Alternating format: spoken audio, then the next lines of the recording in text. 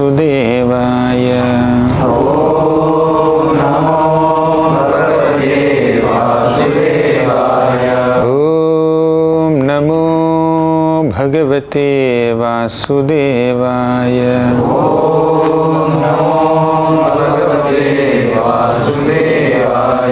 Om Namo Bhagavate Vasudevaya. Om Namo Bhagavate Vasudevaya. Om Ajnanatimmirandhasya Gnananjanashalakaya Chakshurunmilitam Yena Tasmai Shri Gurave Namaha. Namo Vishnupadaya Krishnapreshthaya Bhutale Srimate Bhaktivedanta Swamin iti namine. Namaste Saraswati Devi Gauravani Pracharine Nirvishesha Sunyavadi Paschatya Deshatarine. Jai Shri Krishna Chaitanya Prabhu Nityananda Shri Advaita Gadadhara Shri Vasadi Gaura Bhakta Vrinda. Hare Krishna Krishna Krishna Hare Hare Hare Rama Rama Rama Hare Hare. Hare Krishna. I welcome both the batches of Bhaktivedanta Vidyapith today. We are welcoming the new batch, and we had this kind of two batches coming together quite some years back. At any given point of time we had two batches on site, but because of COVID there was a little gap, and again we revived residential Vidyapith last year with one batch. This year it became two batches. Our old original style.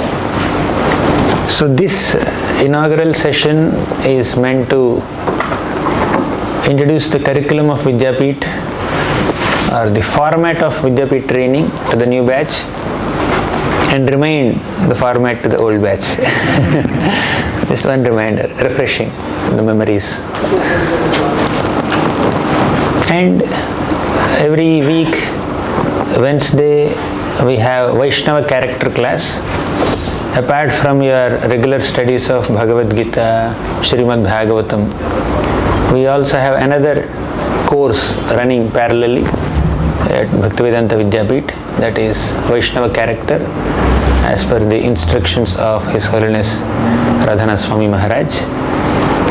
In this course, we gather together to discuss some important attributes of Vaishnava character, like satisfaction, tolerance, gratitude, compassion, humility, respecting others, not expecting respect from others. So all these wonderful Vaishnava qualities that our scriptures repeatedly emphasize. So we keep discussing some qualities. Sometimes we go through some pastimes and identify very important principles from those episodes that are very much relevant for our day-to-day application in our spiritual life.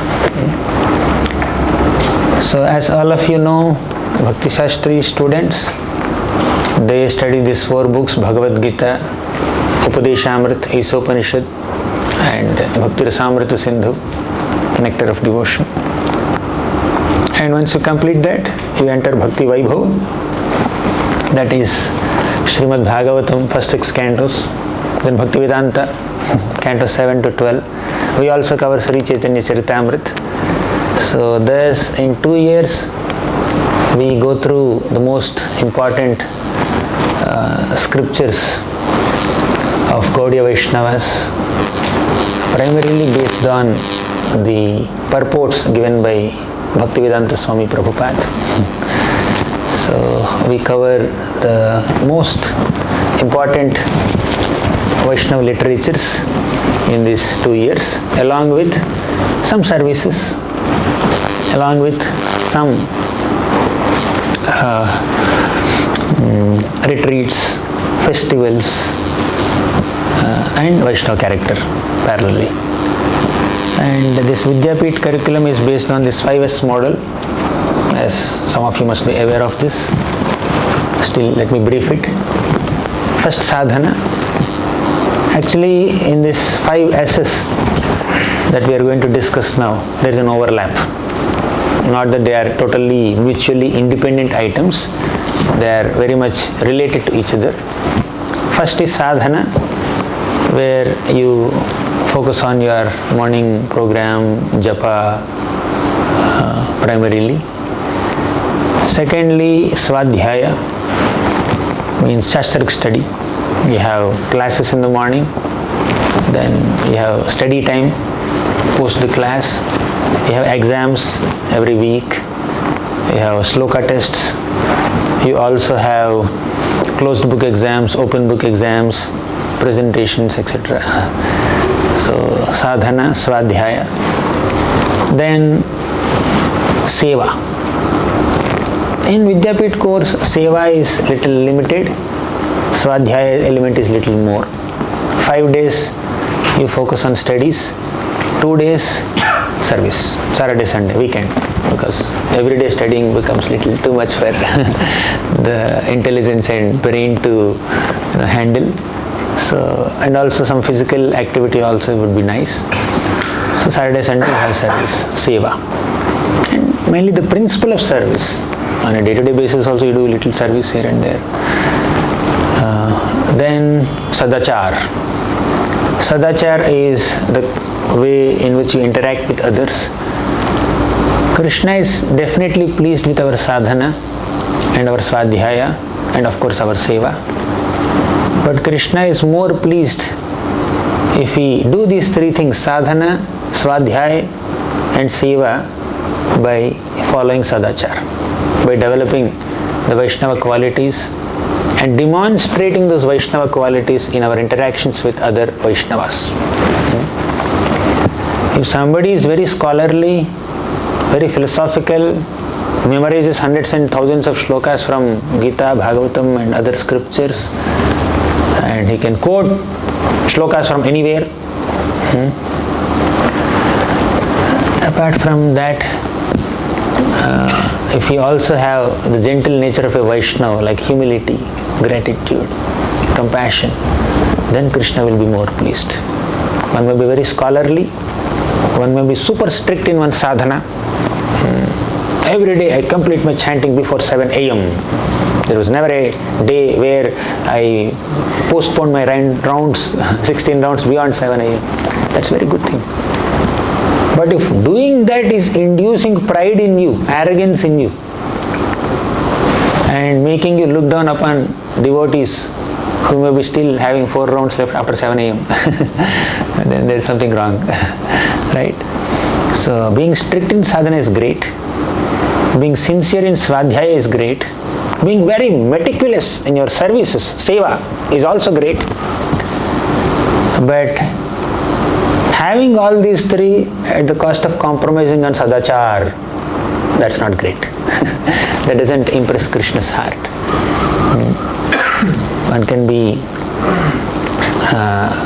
what's primarily emphasized is Vaishnava character and developing these qualities.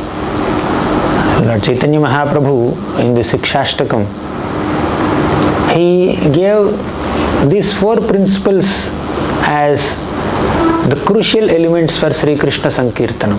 I think I discussed with the senior batch sometime back.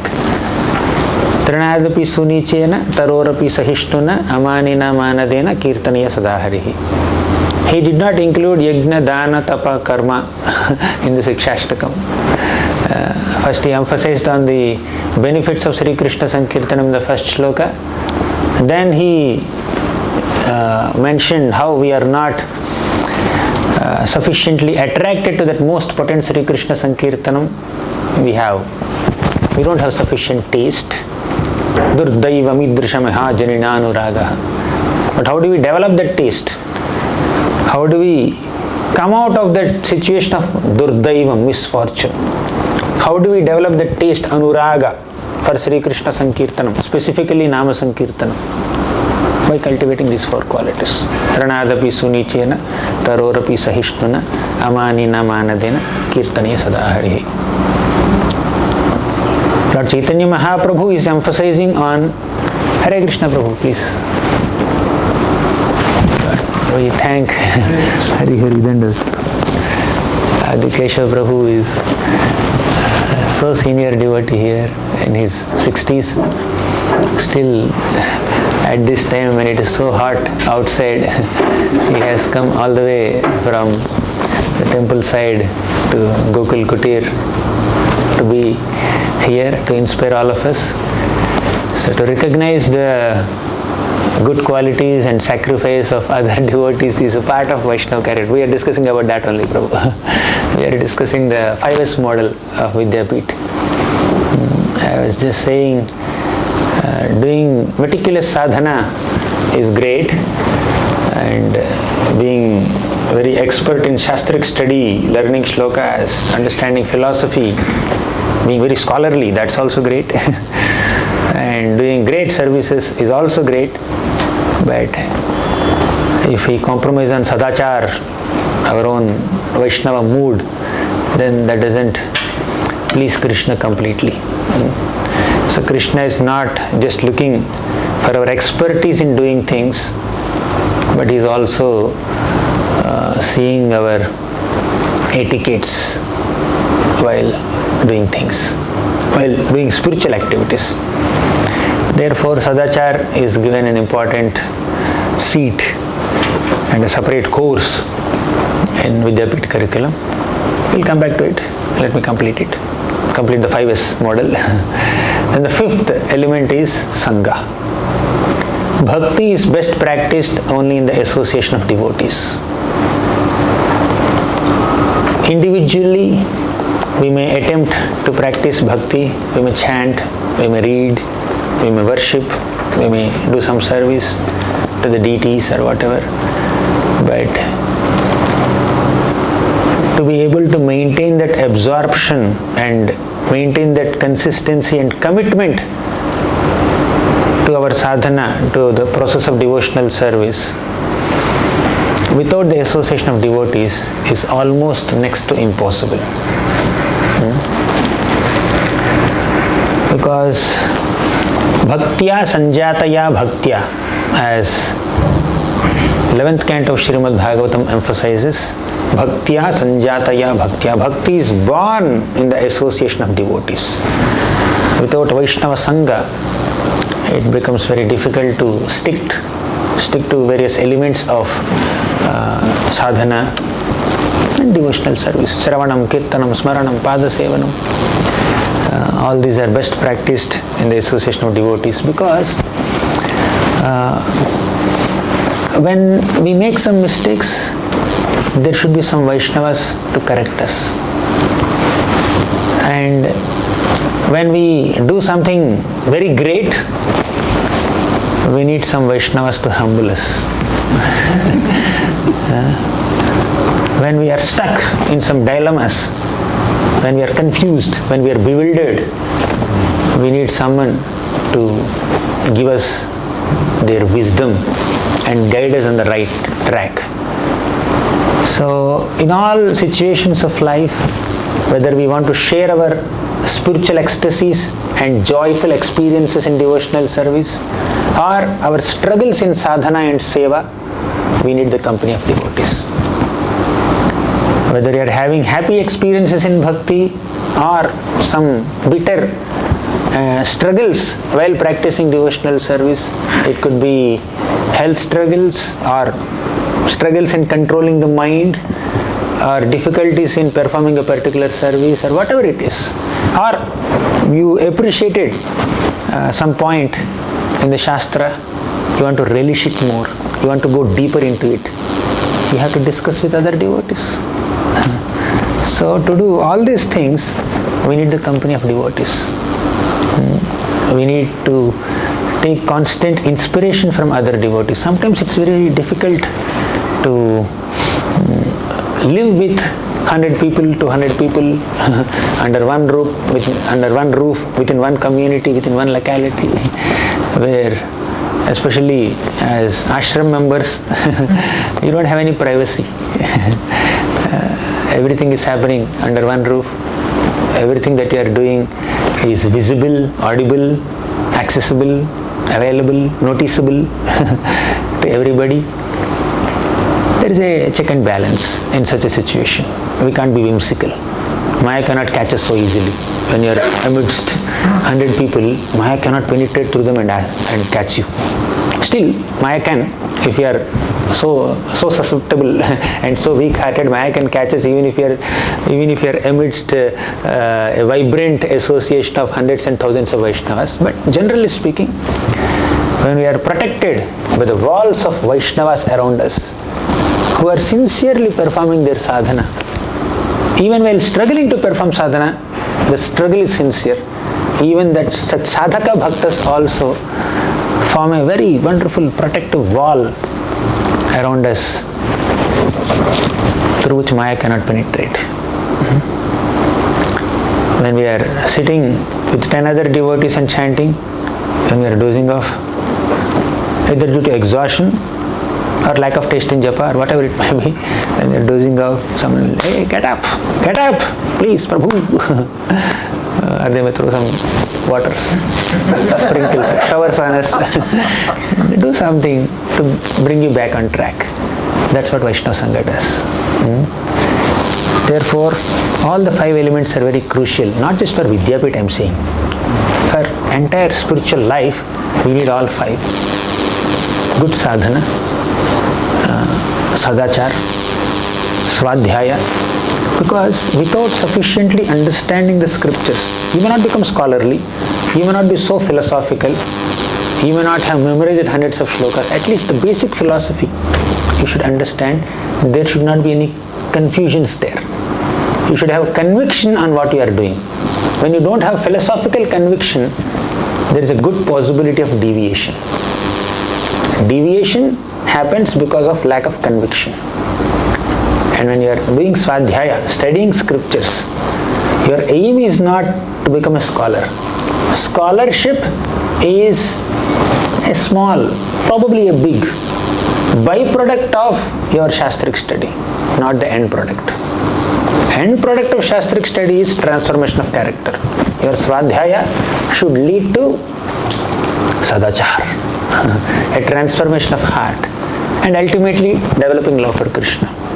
And one who develops love for Krishna has the most exemplary and best character and values, right? So swadhyaya, your endeavors to study Shastra and understand Shastra, hear Shastra, discuss Shastra, speak Shastra, all of that should culminate in development of Vaishnava character, development of ultimately love for Krishna. So when somebody is extremely scholarly but doesn't have respect towards other Vaishnavas and doesn't prioritize developing humility, we may not become humbler than blade of grass overnight. Today I started chanting Hare Krishna, Hare Krishna, Hare Krishna, Krishna Krishna, Hare Hare. From tomorrow I am humbler than blade of grass. It doesn't happen so quickly overnight, especially when we have the track record of being proud and arrogant and selfish and holding Purusha mentality since time immemorial, since hundreds and thousands and millions of lifetimes. It doesn't happen overnight, but over some period of time we need to cultivate that humility. So as we are progressing more and more and more in our Shastric study, in our spiritual life, our humility should increase. Right? That's why Krishna said in Bhagavad Gita, Vidya Vinaya Sampanni. Vidya, if you have Vidya, knowledge, that should increase your Vinaya, humility. That Vidya that doesn't lead to Vinaya is avidya. That Vidya that's leading to ahankar is avidya. That Jnana that induces pride and arrogance in you is ajnan. Ahankar plus Jnana becomes ajnan. Take A from ahankar and put it before Jnana. It becomes ajnan. So if your knowledge is leading to arrogance, it is ignorance. not knowledge. But if your knowledge is accompanied by humility, that becomes realization. Vinaya plus Jnana becomes Vijnana. Take that V and put it next to Jnana, it becomes Vijnana, realization. We will be able to realize what we are learning from the scriptures by hearing or by studying, by discussion, by doing Srinvan, Pathan. Srinvan means hearing.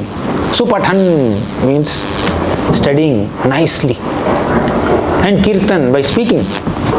So by doing all this in touch, Srinvan, Supathan, Vicharana Paro, Bhaktya Vimucche Naraha. Bhagavatam says the last canto. That's Srinvan, hear Bhagavatam. Supathan, study it nicely. Vicharana Paro, contemplate on this. When you do all these three things, Srinvan, Supathan, Vicharana Paro, and of course Kirtanam, when you have to speak Bhagavatam also. You have to share with others. So by doing all these three things, four things, we need to aim to develop good Vaishnava character. Fine. It should culminate in an exemplary conduct and character and mood and attitude. So then the Shastric study is very fruitful. So in the Swadhyaya part, we have more sub-elements. We discussed 5S model, right? In that 1S Swadhyaya, which is a little more elaborate in the curriculum, that has again 5 sub-elements. Some of you must be knowing. First is Shravanam, hearing from devotees, right? Hearing scriptures. Second is Pathanam, reading scriptures or reciting shlokas, that's also part of Pathanam. Shravanam, Pathanam.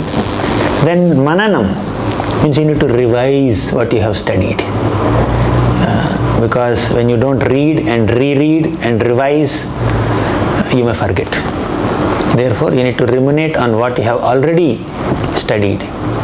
That is the third element. Fourth element is Nididhyasanam. Nididhyasanam is deep contemplation. It means very deep introspection, reflection on what you have studied. Mananam is you are revising what you have already studied. You are revisiting what you have already learned. But Nididhyasanam is deep reflection. You need to think about it. You need to try to connect what you have studied with your personal life. Not in a speculative way, but in a more absorbing way. Your Nididhyasanam should not lead to deviation or speculation, but your Nididhyasanam should help you internalize the concept better, absorb the subject better, ultimately realize it better. So when your deep reflection and contemplation and introspection on what you have studied is leading to internalization of it, you develop a feel for it. You develop a relation with the character of Bhagavatam. You develop a relationship with the pastime or the prayer. So the senior batch just now heard Prahlad's prayers from Gauranga Prabhu. You must be emphasizing on Prahlad's preaching spirit or humility. And what is that shloka? Prahlad is very concerned about common people in this world. I have absolutely no problems. Naivo dvije paradoratyaya vaitaranyah tvadvirya gayana mahamritam magna chitta. My chitta has become completely immersed in glorifying you. But socheta to vibhukha chetasa indriyartha. But when I look at people who are vimukha chetasa, who have turned their faces away from you, vimukha chetasa, indriyartha.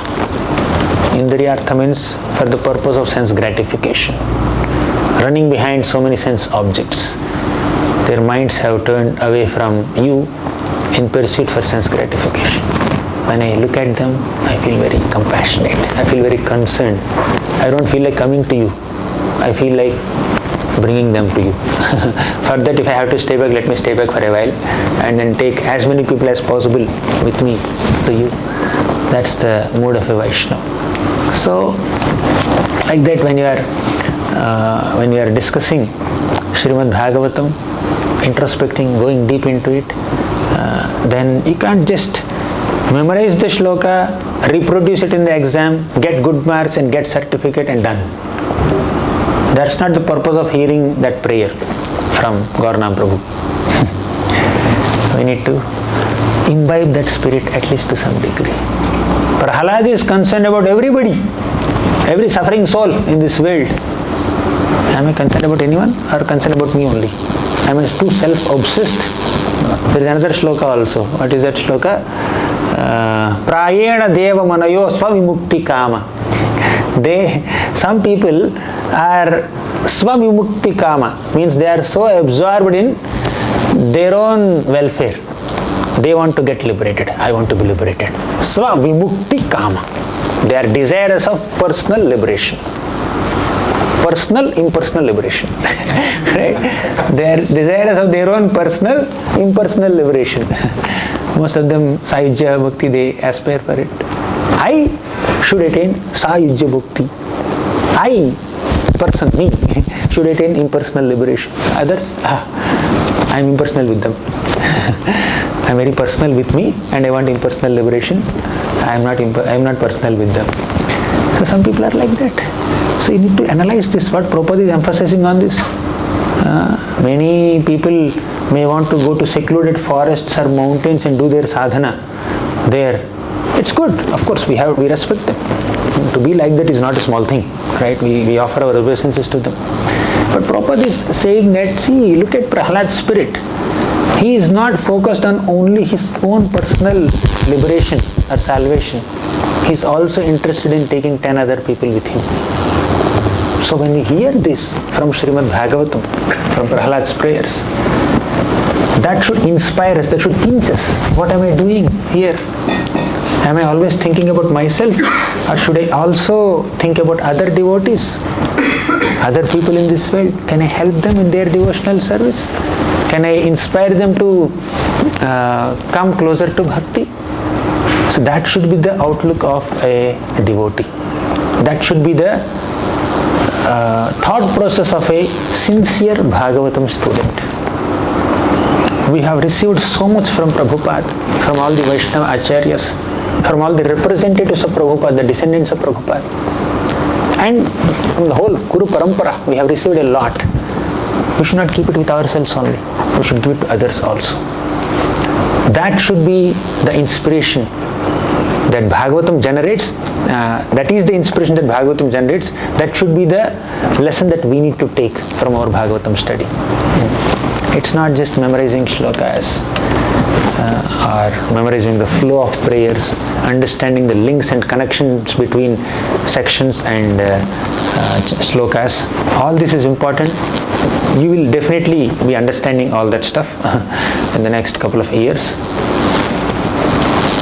But more than that, or after that at least, we need to come to a stage where we need to put all these principles of Srimad Bhagavatam into practice by imbibing the spirit of compassion, by imbibing the spirit of humility, by imbibing the spirit of gratitude.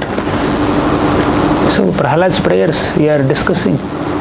Within that few prayers that Prahlad offered, not few actually, 43 prayers, one of the longest section, prayer section in Bhagavatam.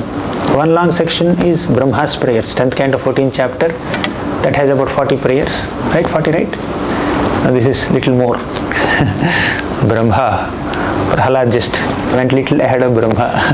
Brahma only told him, Prahlad, go and offer prayers. I'll offer 3 prayers more than you. Okay.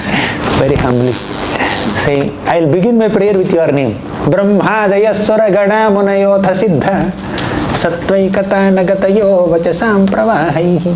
Right? So he began his prayer by speaking the word Brahma. So humbly presenting himself lower than Brahma. I am insignificant. If Brahma could not appease you, who am I to appease you? That was the beginning of Prahlad's prayer. In fact, the first 5, although they are part of prayers, actually they are preparation for prayers. Just like in Ashtanga Yoga, we have 8 limbs. All the 8 limbs are there. Real Ashtanga Yoga means Dhyana Yoga. Real dhyana begins from the 7th limb only, 6th limb only. First 5 are only preparatory limbs. Yama, Niyama, Asana, Pranayam, Pratyahar. Dhyan did not begin only. You are just preparing, doing some warm-up. That's all. Real dhyana begins from dharana. Dharana and then dhyana, then samadhi. So these 3 are main things. Similarly, Prahlad's real prayers begin from the 6th. First 5 are, he is just preparing himself. Okay, let me just begin to offer prayers. Let me just keep aside my conception of being unfit to offer these prayers.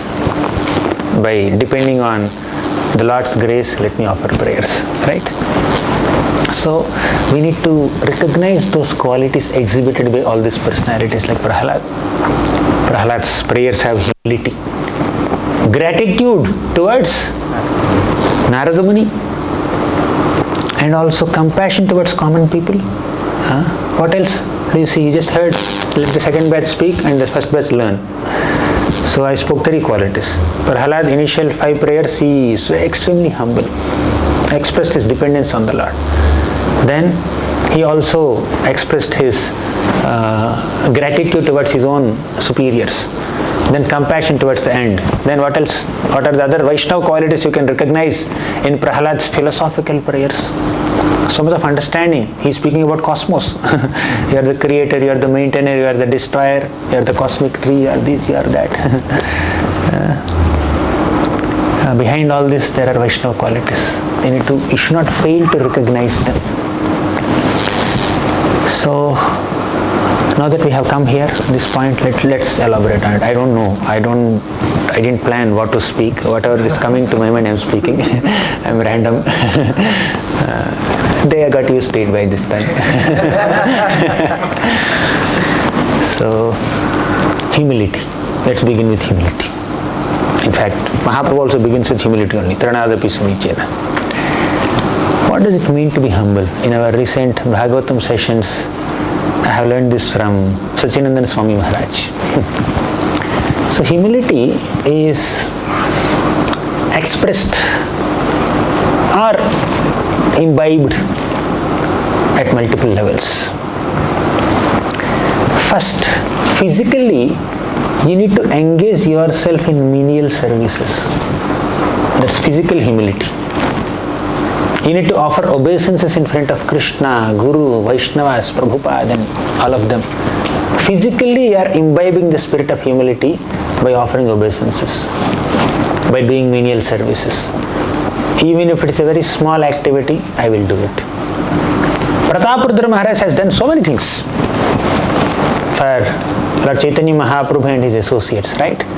He arranged prasadam for hundreds of Vaishnavas who came from Bengal. He also arranged accommodations for them, but he's always in the background. Mahaprabhu is not even seeing him. Such a great donor, such a great sponsor. Generally, in any yatra, sponsors' names are announced. In a festival, sponsors' names are announced. So and so person has donated. In Mangalarti also, they are announced. Right? So, because you need to acknowledge the donor. Acknowledge the devotees who have contributed for the service of Guru, Krishna and Vaishnavas with a good heart. But Prataprudra Maharaj did not get any acknowledgement also. Where is his announcement? It's only between discussion between Sarvam Bhattacharya and Swarup Damodar Goswami and Nityananda Prabhu, few devotees only. In fact, Prataprudra Maharaj has arranged for the accommodation of Lord Chaitanya also. Lord Chaitanya settled in Gambhira only because of Prataprudra Maharaj's management. When he was in South India Yatra, Lord Chaitanya was in South India Yatra, Prataprudra Maharaj, Sarvam Bhattacharya told Prataprudra Maharaj, Mahaprabhu will come back soon, we need a place for him. Then immediately Prataprudra said, hey, Kashi Mishra's home is there, that's a very peaceful, secluded place for Mahaprabhu, he can stay there. So much service he has done. But Mahaprabhu is impressed with his humility. So many devotees, exalted Vaishnavas like Nityananda Prabhu, Ramananda Rai, Swarup Damodar Goswami, Sarvam Bhattacharya, many people are recommending, Mahaprabhu, please give him darshan, he is not like any other king, please show yourself to him. Mahaprabhu did not hear only. But When Prataparudra Maharaj picked up a jhadu has that power. Throne did not have the power. Accommodation did not have that power. He arranged accommodation for 200 people. Prasadam, he arranged meals for so many people. He donated houses. But jhadu had that power. So he was sweeping the floor in front of Jagannath ji. Uttama Raja kare tuchha seva. Although he is an exalted king, he is doing very humble menial service in front of Jagannath ji. That impressed the heart of Lord Chaitanya Mahaprabhu. Thoroughly impressed his heart. 3-4 times Kaviraj Goswami says in that Rath Yatra chapter that Mahaprabhu is impressed with the jhadu service, sweeping service of Prataparudra Maharaj. And Sarvam Bhattacharya also says, see, Mahaprabhu is impressed with you. For what? Jhadu. Not the accommodation, not the prasadam you have arranged, not the accommodation you have arranged, because you have swept the floor. Because he kept aside his king's attire, king's position, and is doing something which doesn't require any specialization. Our willingness to do some activities that don't require any specialization, that helps us cultivate humility. If I am always looking forward to do specialized activities, I will only give classes.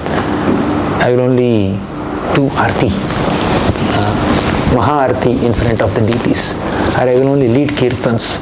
I will only do very attention attracting services, management, leadership. So all these are important services, of course, we are not minimizing them. They are exalted services, very, very important services. All the services that Prataparudra Maharaj has done in the position of a king, they are important services. But there are some menial services which anybody can do. You don't need a king to do them. So if a king relinquishes his position or identity as a king and becomes a sweeper on the street, that means he has absolutely no attachment to his designation or position or upadhi. That humility attracts the heart of the Lord. Okay. So we need to do great services under the umbrella of Krishna consciousness. That's a necessity. But at the same time, we need to be willing to do any service that's required. Of course, there are some practical considerations. If we have back pain, we may not be doing jhadu. That's okay. So we cannot take everything literally, but the mood I am saying, the willingness to do even a small service. I have back pain, I cannot do jhadu, I cannot bend so much, I cannot do pocha, I have knee pains. Okay, no problem. Sit, distribute charanamrita. Fine? Menial service. So there is nothing wrong in having a favorite service. You can always have a favorite service, favorite section of Srimad Bhagavatam. At the same time, there should be willingness to do the needful under the umbrella of Krishna service, Guru service. So one aspect of humility is to physically doing some menial services as much as possible and offering obeisances. That is humility at physical level. Next, humility at verbal level, at the level of speech. What is that? Not boasting about oneself so much, but presenting how fallen one is. Not as a ritual, but to really mean it. So speaking more about one's shortcomings rather than one's greatness. Verbally acknowledging one's own shortcomings rather than boasting about one's powers, talents, accomplishments, experiences, etc. That is cultivating humility at the verbal level, acknowledging, genuinely acknowledging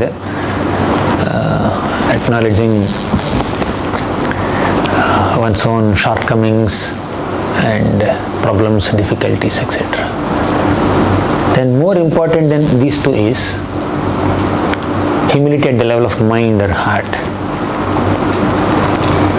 That is to actually feel humble, to actually feel oneself as insignificant.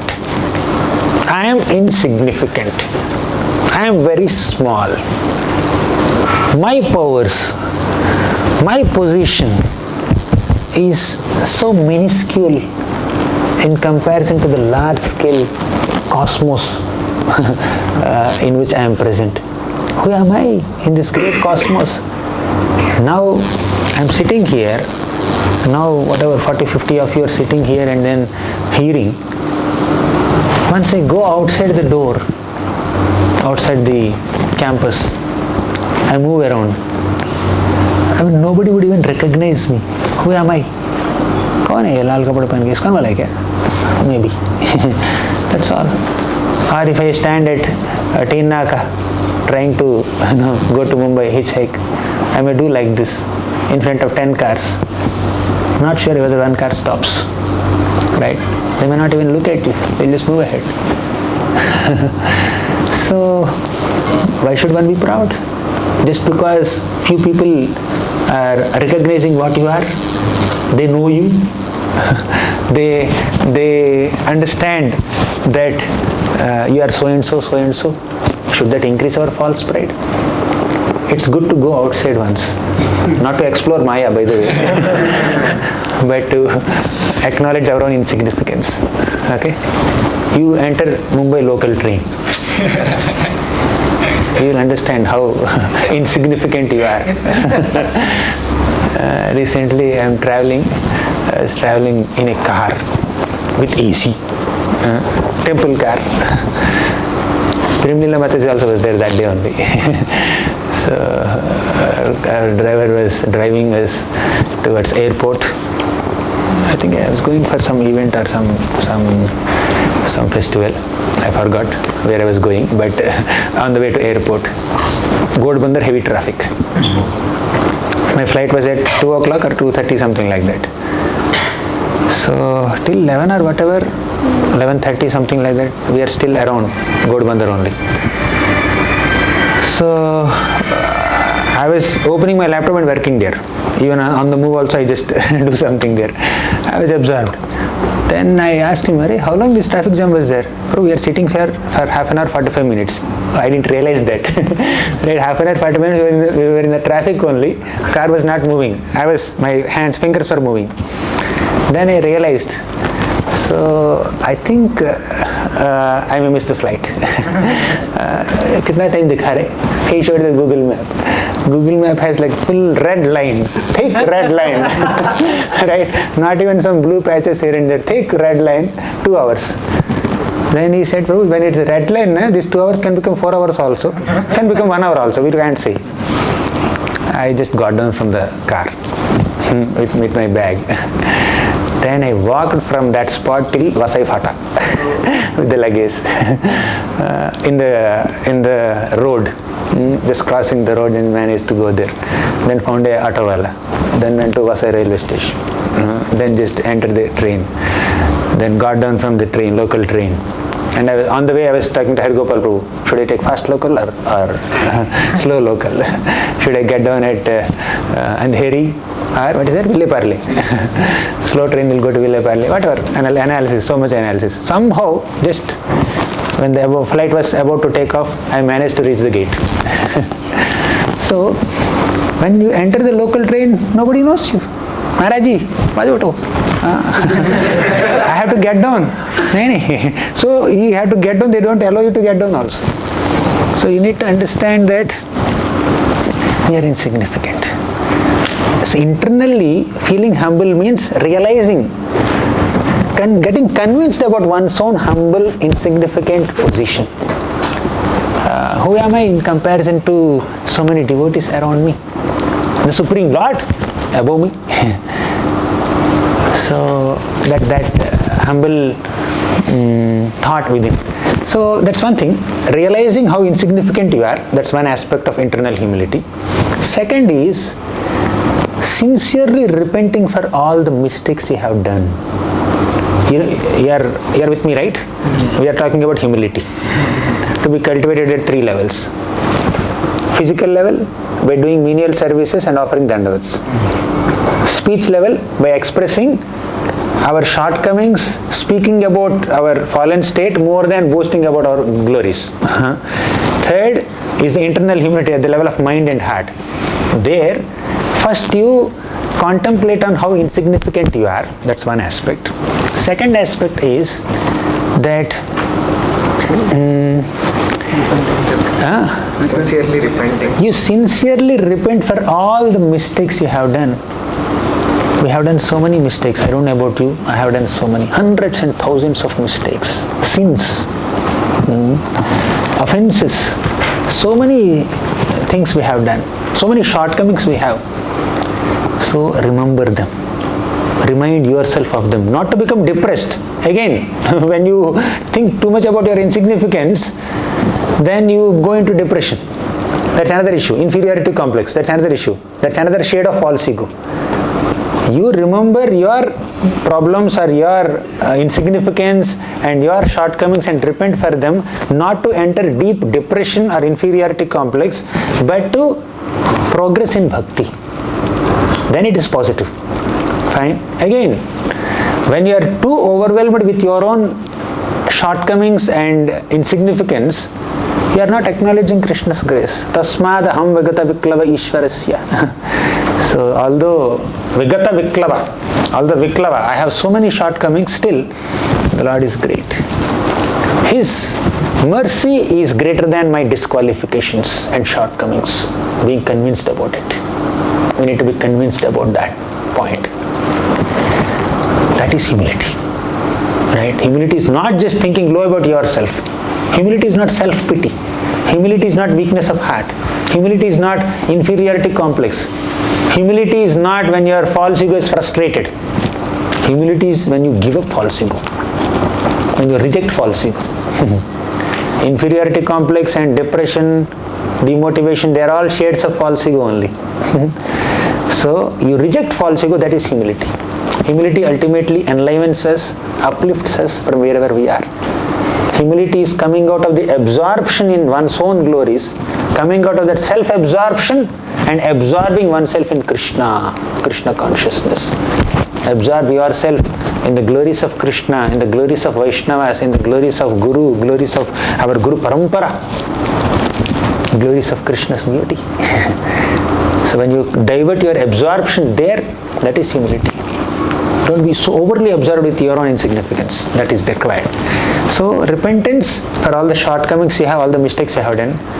One more aspect of repentance, third point.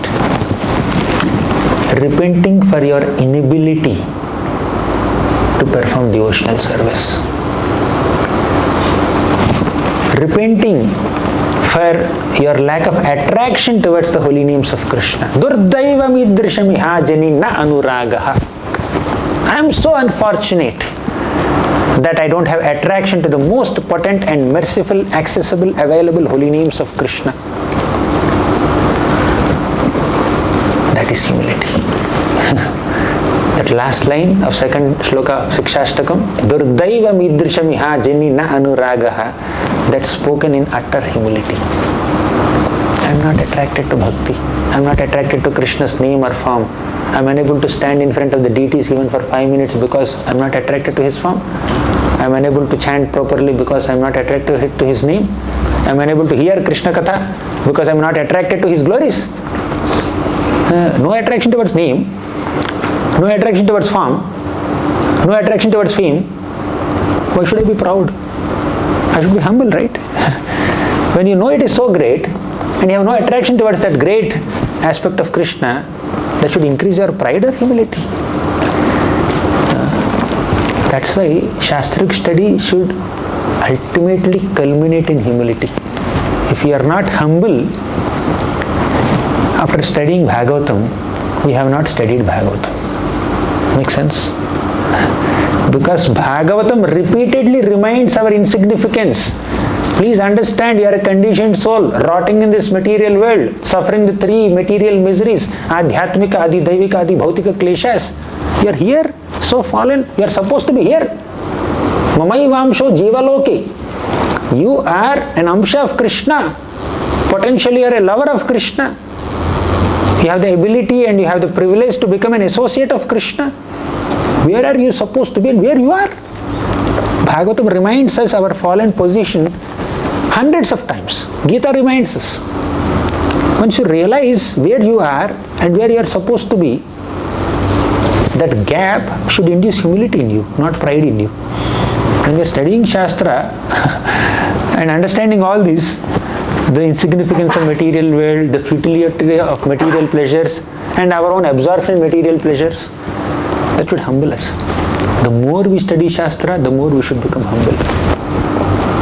The more you read Gita and Bhagavatam, the more you should become humble. If you have memorized one shloka, you should not become proud. You should become humble that 699 shlokas are still pending. Bhakti Shastri students. 17,999 shlokas are still pending. Bhagavatam students. Bhakti Vaibhav students. We should understand where we need to go. We have a long, long way to go. And that understanding should make us humble. Scriptural understanding should not make us proud, should make us humble. So, at verbal level, at physical level, at mental level, at heart level, when we cultivate this humility, Hridvag Vapur Bhir Vedadhan Namaste, Namaste. With body, mind and words, you should do Namaste. Namaste means humility. Offer pranams with humility. That's an act of humility, but we have the mode of humility. When the action and the emotion come together, and expression, speech, all of them come together, then that's perfect harmony in bhakti, harmony in sadhana. That is sadhaka life.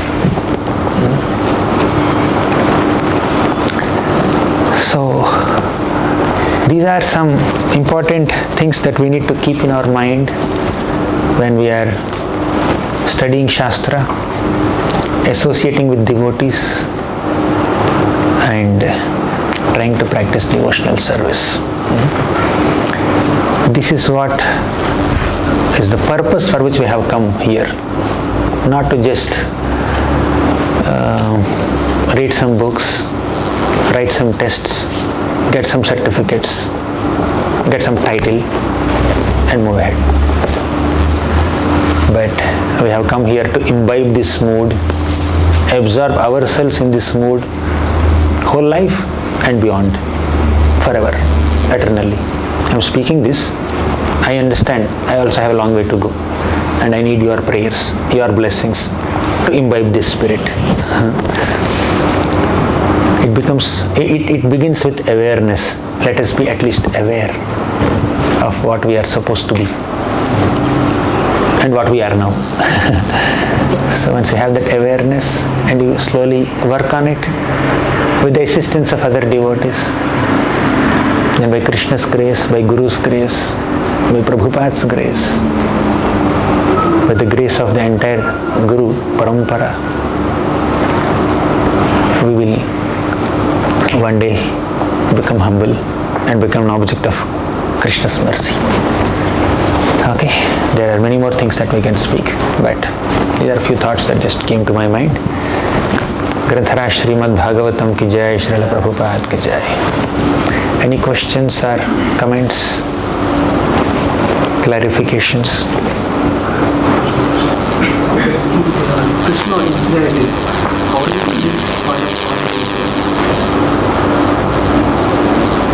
Depression and inferiority complex. What is ego?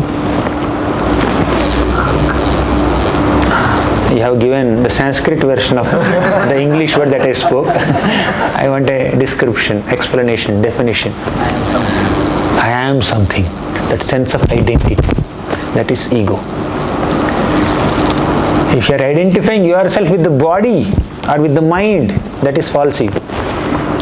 If you are identifying yourself as a servant of Krishna, that is true ego. Got it? When you are getting depressed, what is your identity? Bodily conception or I am servant of Krishna?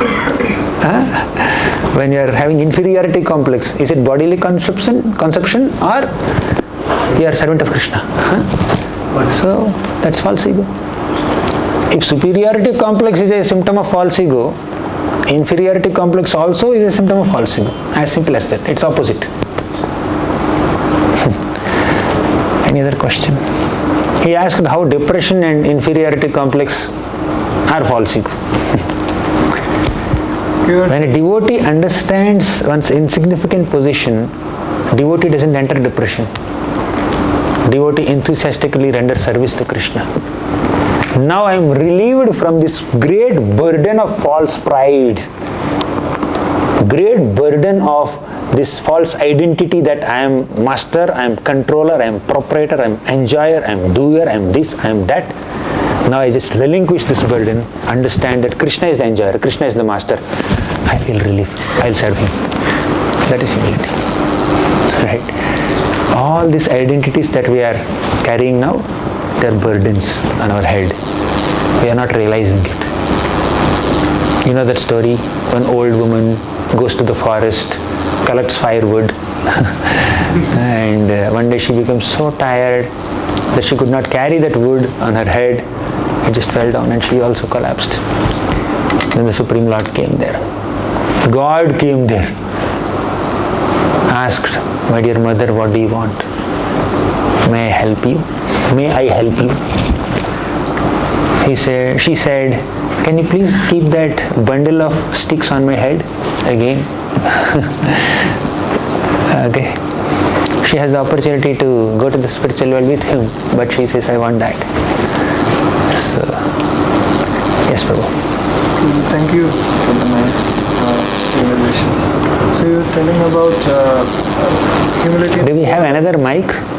Yes. Or you shout, speak loudly. Even I can't hear you. How can everyone hear you? So many devotees are here.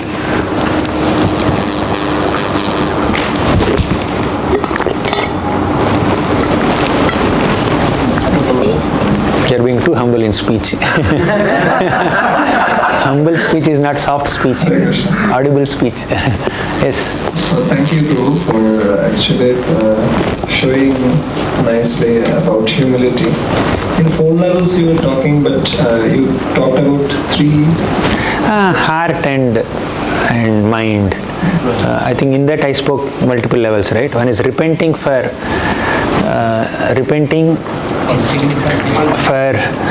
one's own mistakes, and also repenting for lack of taste in bhakti.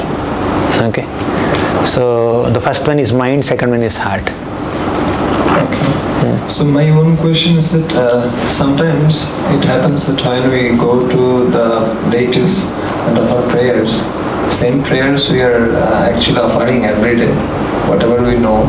Sometimes it seems to me that it is becoming mechanical. Same prayers, same situation that I'm telling again and again and again. So how to get rid of it? It's a very practical question.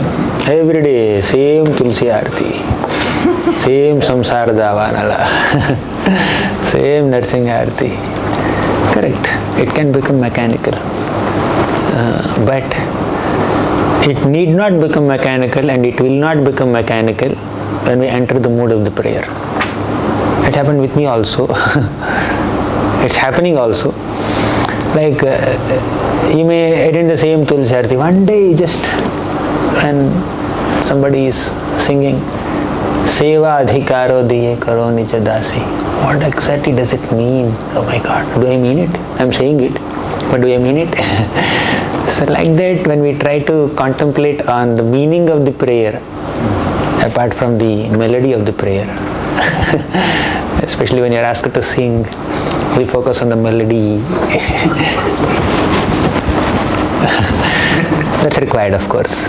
You can't just sing offbeat and disturb everybody's prayerful attitude. However, when we also take out some time to reflect on the meaning of the prayer as much as possible. Maybe every day you meditate on the meaning of one prayer. You may sing Ashtakam. You may sing, 8 4s are 32 lines. But maybe every day you can take up one line and meditate, or 2 lines and meditate. while offering the prayer, something like that. Or once the prayer is over, you come back and then reflect on it. So basically, by entering the mode of the prayer, by meditating on the meaning of the prayer, it doesn't become mechanical. You know how it becomes when you meditate on the meaning? My God, I am nowhere close to this. Therefore, I have to offer the same prayer again tomorrow. Right? So, you may memorize the prayer, but we have not meditated on the prayer. Therefore, it is mechanical. But you memorize the prayer, meditate on the prayer, and realize that I am not up to the mark. I am not at this level. Therefore, with an aspiration to come to that level, you offer the same prayer again and again till you come to that stage. But even after coming to that stage, a humble devotee thinks that I am not on that level. Therefore, devotee continues to offer the same prayer eternally. Seva adhikaro diye karo nija dasi. Makes sense, Prabhu? It makes sense here, but but on the spot, meditation something else. Meditation goes somewhere else. Yes, Prabhu. Adhikesha, Prabhu, you want to add anything, subtract anything? Yes, Prabhu. Very good, nice class. See, he's loud. He's so far still, I can hear him. He doesn't need it, seems. Yes, Prabhu. Microphone cannot come to you, Prabhu. You come. Thank you, Prabhu. Thank you for your very inspiring class.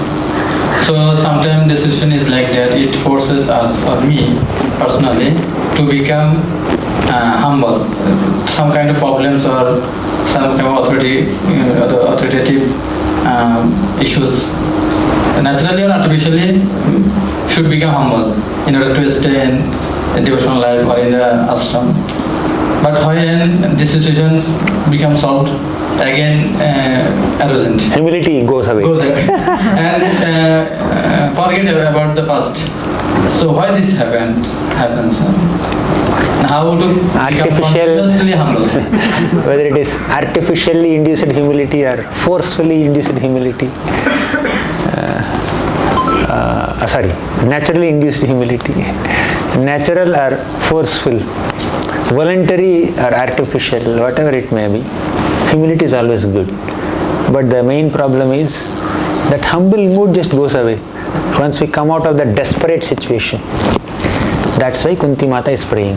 Vipadaha santutaha shashvat tatra tatra jagat guru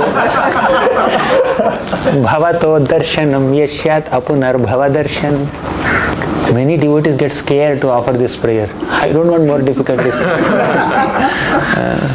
But difficulties humble us. Difficulties make us desperate. Difficulties increase our dependence on Krishna. Difficulties intensify our remembrance of Krishna. So, if we can voluntarily become humble by meditating on the prayers, by doing menial services, by realizing and reflecting on our own insignificance, by repenting for our own past mistakes, by also repenting for our inability to absorb in sadhana, that kind of voluntarily taken up humble mood is expected from a sadhaka or any devotee. If we are not doing that, then Krishna has to forcefully induce humility in us. My God, I gave him one difficulty, desperate situation. He became humble, but again, like a spring, he's back to his arrogant nature or whatever, other nature. Then Krishna has to give more difficulty. So instead of increasing Krishna's service, Krishna's activity in making us humble by creating so many situations around us, if we can voluntarily cultivate that humility by meditating on whatever we have discussed so far, voluntarily cultivating humility at the level of body, mind, heart, speech, then Krishna's task will be minimized. Our progress will be accelerated. Makes sense, Prabhu? It's easier said than done, I understand. I'm also struggling with the same question. I gave the answer, but I have the same question also. So very nice answer, but I am thinking we want some difficulties, as Kuntimata said. So how can we distinguish the difficulties given by Krishna for our... It doesn't matter And how, what is whether they are given by Krishna or given by him or given by him. not reaction of sinful activities, not aparat, from aparat. I mean, more than that, devotees naturally feel that all these difficulties are arranged by Krishna as a result of my own past misdeeds for my purification. Right? I am combining both points that you just said. Tatenu kampam susamikshamaano bhunjana eva atmakritam vipakam. So devotees perceive the presence of Krishna in every situation, whether it is difficult situation or very comfortable situation. Devotees definitely feel the presence of Krishna and perceive the hand of Krishna behind that experience. So I think that's another different topic. For materialistic people, they suffer because of their karma. Sadhakas, they suffer not necessarily because of their karma. You can read 10.14.8 purport. Not necessarily because of their karma. Karmani nirdahati kintu cha bhakti bhajam. That's very clear. May not be because of their karma, but they suffer because of their aparats and anarthas. If they are sadhaka bhaktas. But if they are pure devotees, already purified from all kinds of anarthas and aparats, still they suffer by Krishna's will. And in that state of suffering, they relish a special kind of rasa with Krishna. Just like a child is happily playing, mother loves him. Child is sick, bedridden, mother's expression of love becomes even more because child is sick. She becomes even more attentive in taking care of the child. Similarly, when a devotee, pure devotee is experiencing some tricky situation, troublesome situation, Krishna will personally come and relieve him from that situation. So that act of Krishna, personal touch of Krishna in a situation of suffering will help the devotee experience Krishna's love and affection in a more intensified manner, in a more deeper manner. So that's an experience of rasa at that pure devotee level.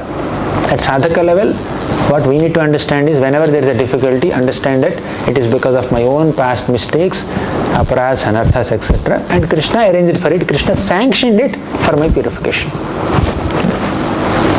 Hare Krishna. We'll conclude 4:17 or 4:15. Any other questions or comments? Prabhu, any comments or? Just one question. I'll try. Mike? No, it's fine. Can you hear my voice? When we look back, we should be grateful for so many things and go on counting the blessings. But still, if some one small thing happens where we feel we are hurt or disrespected, so the nature of the mind is it just blows that up so much that we don't remember all the good things which has happened.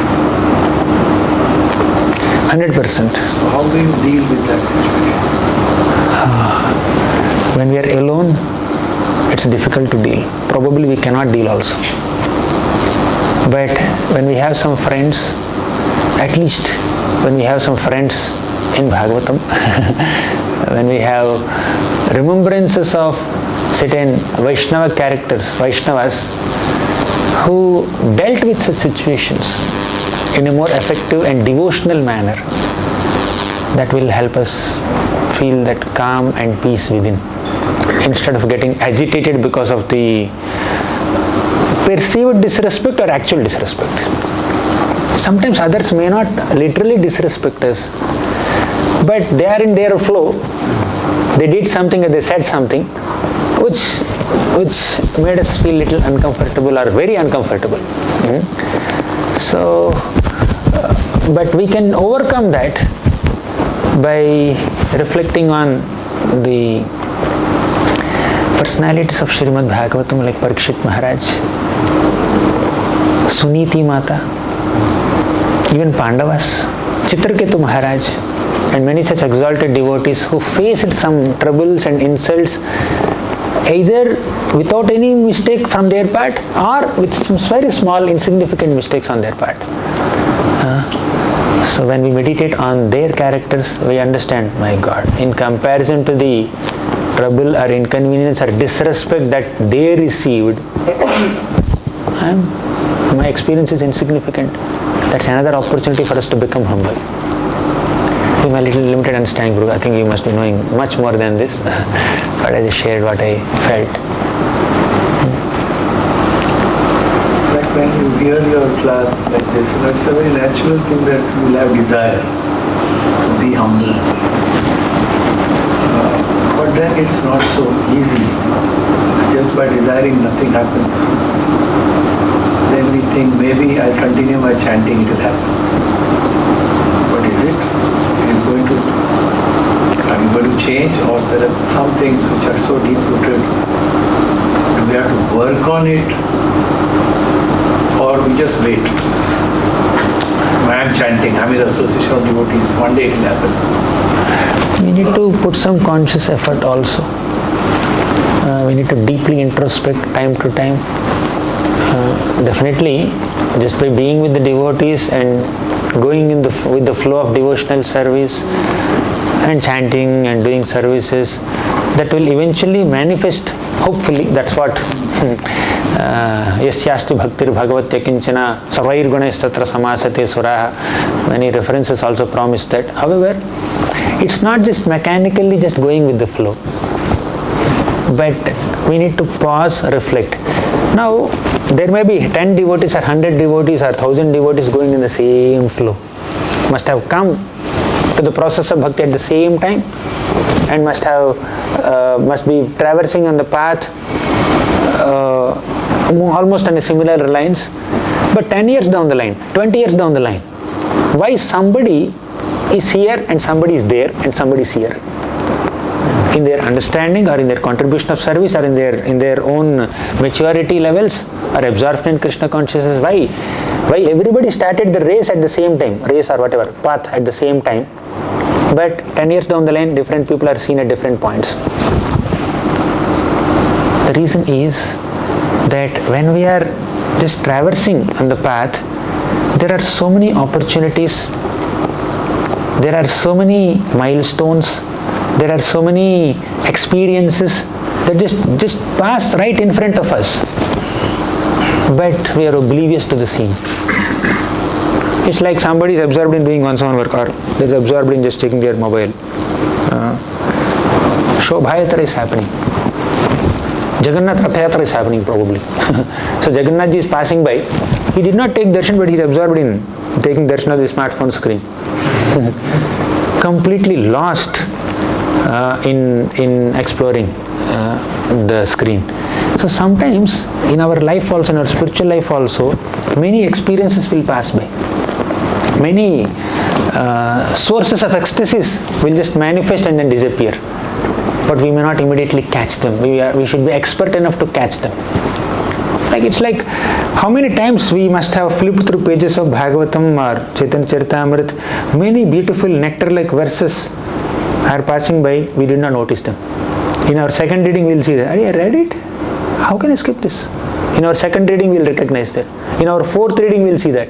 In our 10th reading we will notice that basic thing, one line that Prabhupada wrote. So when we are more observant and introspective and reflective, then we will not lose an opportunity to internalize a principle or imbibe a value or develop our love for Krishna, develop a quality. We need to be a little more observant in it. So every situation in life gives us either an opportunity to demonstrate a Vaishnava quality or develop a Vaishnava quality. here is a situation, here is an opportunity for me to exhibit this Vaishnava quality if I have it, even to some degree. If I don't have it, it's an opportunity for me to develop it. Oh, I don't have tolerance, but I can develop tolerance in this situation. I don't have humility, I can become humble in this situation. Or I have some humility, let me be humble in this situation. So when we are observant, every situation in life, every day-to-day interaction with other Vaishnavas will give us that opportunities to grow in bhakti. I hope it makes sense, but I don't know. Sorry, I'm speaking big words in front of you, but you asked me. I shared whatever I understood. I am not acting on the level of this understanding, and there may be much more deeper and refined understanding also. I acknowledge that, and I hope to develop that. Hare Krishna. I think we'll conclude. We don't want to delay. I have another class also now. Thank you very much. Granthara Srimad Bhagavatam ki jai, Srila Prabhupada ki jai. So all the best for your studies. I hope it's not a heavy dose on first day. Balaji came from Tirupati.